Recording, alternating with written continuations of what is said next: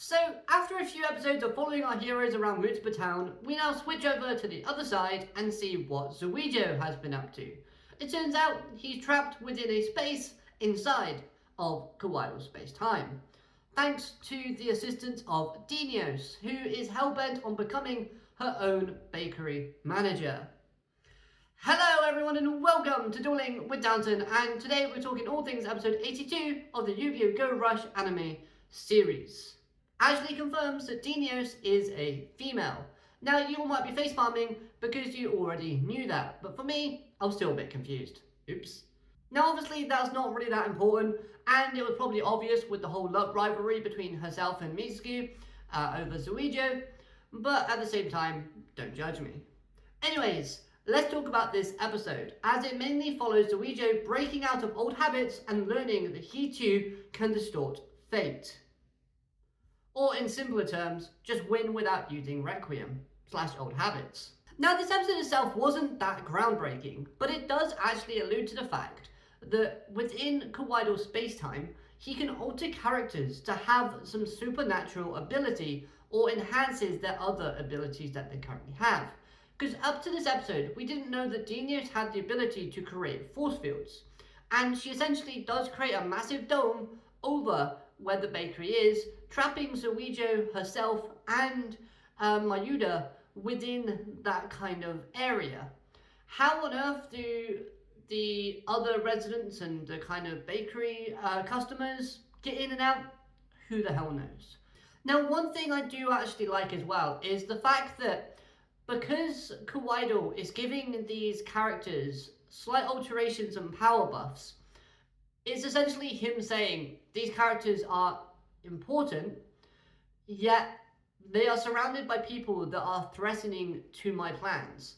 So for Dinios, in enhancing her abilities, she's essentially taking and keeping Zwijo bounded, so that it takes Zwijo longer to infiltrate and ruin the plans of Kuidal.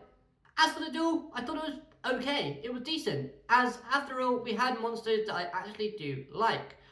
The Heaven Star monsters are goofy, but some of them are also pretty cool and stylish. And who doesn't like the Void Valgear monsters that Zwijo uses? They're edgy, they're cool, and they're awesome. The duel could have been a bit longer, yes, but at the end of the day, it did serve its purpose, which was to show that Zwijo can learn that he can win by using different methods than what he's genuinely used to winning with. Now, the whole phone conversation plot twist was a little bit odd, as it's revealed that Zwijo's phone was never plugged in, yet it made it look like that he was talking to characters like Kawitel and Udius. But if the phone wasn't connected, then who was he talking to? Kuidal? But then why would Kuidal want to help and give advice to Zwijo? I've got no idea.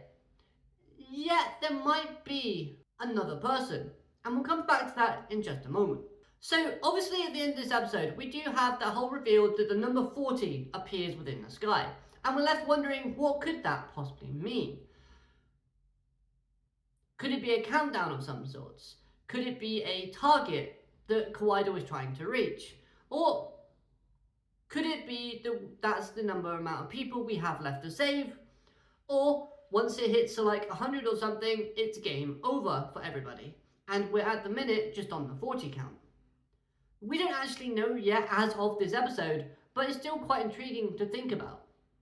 Now, I'm going to return back to that phone call conversation, as what if I told you that the person that Zwijo was talking to on the phone and the person that gave Dinios Earthdemar, because that was a thing that happened in this episode, was in fact not Kuidal, but instead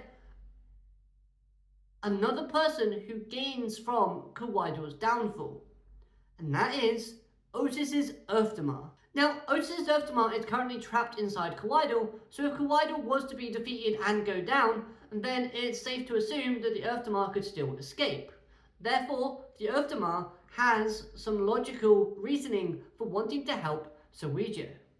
And because Kuidal knows what's going on inside his space-time, it's safe to assume that so too does Otis's Earthdemar, and therefore it would have information of what UTS is up to. Yeah? make sense? Now, although this arc hasn't been the best in terms of the sort of plot and storyline, it has been pretty decent in terms of a mystery, because we yet don't know what's going to happen, and we are slowly having things unravel and develop and progress, and it's keeping me still slightly entertained. However, with all that being said, I do wish we do get some plot acceleration, because it is starting to feel a little bit slow, and the caveat, the plus side, is that I can't complain about the character showcasing and development we've been having.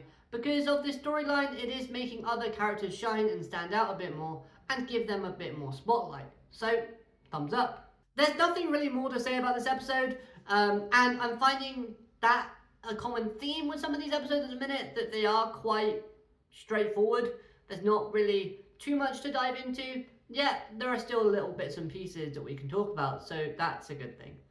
That's why I said I wish the plot would hurry up and accelerate a bit more, but I feel like next episode we're going to get a little bit wacky and a little bit crazy, just based on the preview.